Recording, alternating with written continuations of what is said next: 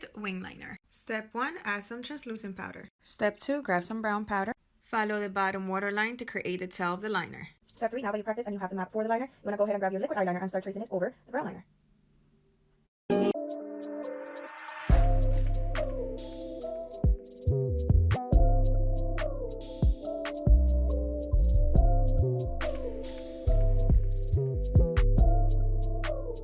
I think I finally perfected my no makeup routine. This is how I get ready to go anywhere in under 10 minutes. So I'll just start off with this tinted sunscreen that makes me look like a glazed donut, and then I'll just go in with my concealer next. And all the products I found to be best for me were the creamy, easy to blend in ones, and I always just end up using my finger because it works best just to blend it throughout my face. I forgot to mention all the products I used are going to be shown at the end if you wanted to look at those. Don't worry, I know I look super shiny, but that won't be the end product. Again, another cream product is my blush, and I blend that in. Next, I just go in with one of my eyeshadow brushes and lightly go over all the areas that I think I'll need it, because I still want to keep that glow, so I don't want to put it all over my face. Lastly, a lip color and some gloss, and here are the products that I use.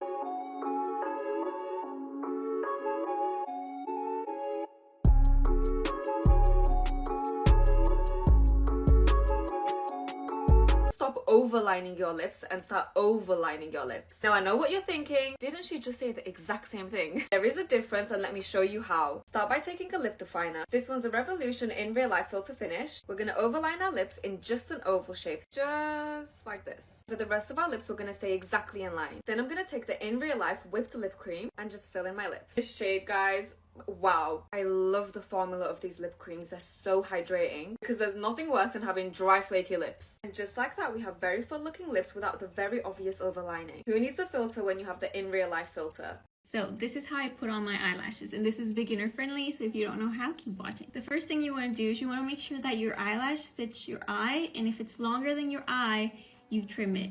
But you trim it from the outer corner, never the inner, just the outer. Sometimes there's a little bit sticking out from the lashes in the inner corner, but what I do is I actually cut it diagonally, so you can see that. Next, what I do is I grab it and I flex the eyelash. Sometimes they come really stiff, so it gets a little bit harder to put on, so what I do is I just make sure that it's a little bit flexible. After that, I grab my lash glue and I apply it to the top of the lash, and I make sure that it's well coated. Like I mentioned on my previous video, I sometimes apply some to the areas where it unsticks, but if you don't have that issue, you can just apply it to the top of the lash, not necessarily the inner, but the top.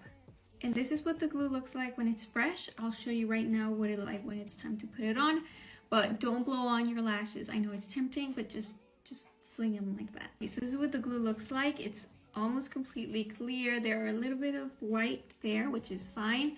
Don't wait too long, because then the glue might dry too fast and it won't stick that well. Then I'm using these tweezers and I'm holding the lash like so from the center of the lash. You're gonna look into your mirror and you're gonna place the lash down right in the center, like so. I place the inner corner down first, and you hold it there and press it with your natural lashes. And for a lifted look, place the back one a little bit higher. Then there's going to be a little bit of a gap, but you just fill it in with black liner underneath. Apply a little bit of mascara on the bottom, and that's it. You got yourself a good set of lashes.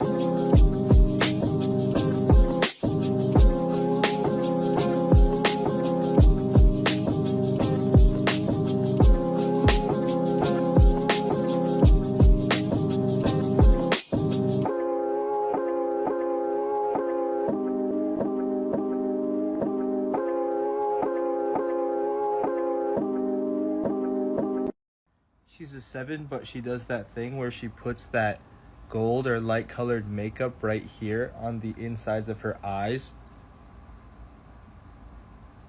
10. I'm always on your left, and right now you're getting on my last nerve.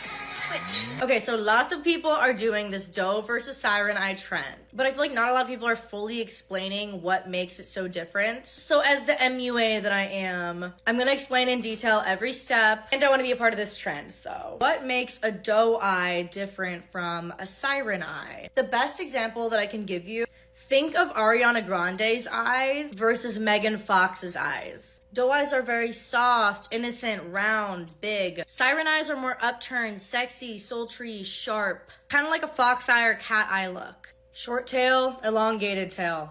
I have been absolutely obsessed with this skin tint. Concealer. Notice how I'm contouring a little bit differently on the siren eye versus the doe eye. Remember, the siren is lifted up and sharp. The doe eye is full and round. Siren side gets blush right here.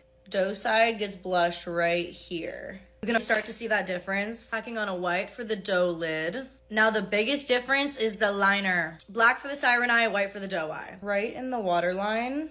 I'm even taking it a little bit beyond my waterline. The siren eye gets black.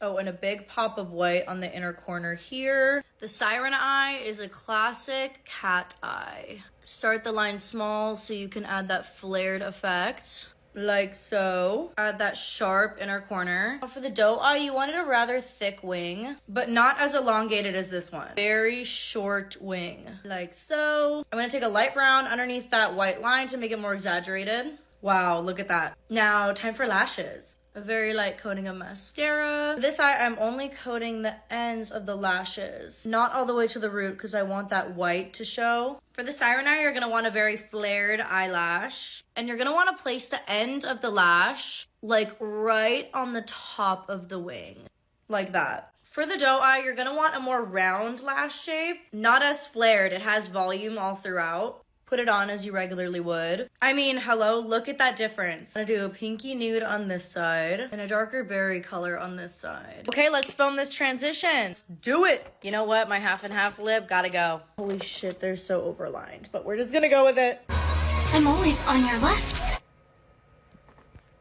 And right now you're getting on my last nerve. Switch. Okay, yay, I think we're finally done. I'm still not over how powerful makeup is. Like, look at that.